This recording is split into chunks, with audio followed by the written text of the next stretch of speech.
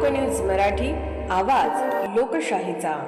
विटा शहरात आरोग्य सेवेचा विश्वासार्ह आधार आदिती मल्टी स्पेशालिटी हॉस्पिटल संचलित बंडगर हॉस्पिटल विटा, महात्मा फुले जन आरोग्य योजना, आयुष्यमान भारत व बांधकाम कामगार योजनेअंतर्गत शस्त्रक्रिया आणि उपचार पूर्णपणे मोफत, हाडांवरील सर्व प्रकारचे ऑपरेशन्स, वेदना निवारणासाठी ब्लॉक इंजेक्शन, डायलिसिस, मूतखड्यावरील सर्व प्रकारचे ऑपरेशन व उपचार, जनरल सर्जरी, अपेंडिक्स, हर्निया, मूळव्याधवरील ऑपरेशन व उपचार पूर्णपणे मोफत। सावरकर नगर, खानापूर रोड, विटा। संपर्क आपल्या स्क्रीनवर। सांगली जिल्ह्यातील मिरज तालुक्यातील बिसूर गावात धक्कादायक घरफोडीचा प्रकार उघडकीस आला आहे।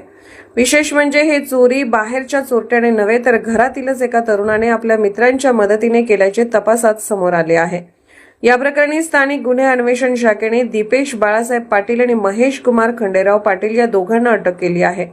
पोलिसांनी त्यांच्या ताब्यातून तब्बल 7,39,000 रुपयांचा मुद्देमाल जप्त केला असून त्यामध्ये 34 ग्रॅम सोन्याचे दागिने, आयफोन आणि इतर साहित्याचा समावेश आहे। 11 जुलै रोजी दीपश्री बाळासाहेब पाटील या कामानिमित्त घराबाहेर गेल्या असताना ही चोरी झाली होती। चोरट्यांनी घराचा दरवाजा उघडून बेडरूम मधील कपाटातून सोन्याचे दागिने लंपास केले होते।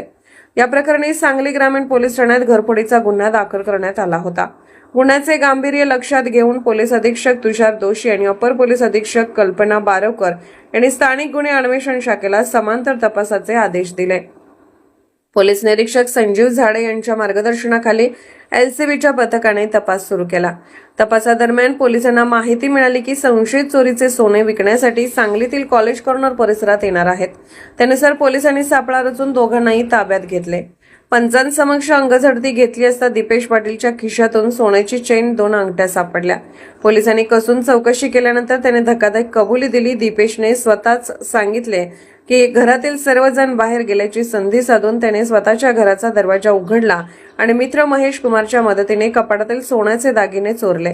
पोलिसांच्या माहितीनुसार अटक करण्यात आलेले दोन्ही आरोपी सराईत गुन्हेगार असून त्यांच्यावर यापूर्वीही गंभीर स्वरूपाचे गुन्हे दाखल आहेत। या प्रकरणाचा पुढील तपास सुरू आहे।